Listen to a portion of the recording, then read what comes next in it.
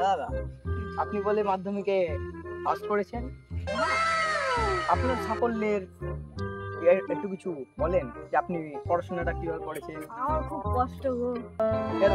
আমার বাড়ির পাশে একটা ক্লাব আছে, ওই ক্লাবে সবাই বিড়ি খায়, ওই বিড়ি ডালে পড়াশোনা করে আমি ফার্স্ট ডিভিশনে পাস করেছি গো মাধ্যমিকে। আমার খুব কষ্ট, এত কষ্ট মা আমার দেখা। আপনি যখন বিড়ির আলোতে পড়াশোনা করেছেন তো আপনার বাড়িতে লাইট নাই? লাইট আছে, লাইটে কি করবো? অত সুন্দর বিড়ির আলোতে বেকার বিল ফুরাবে।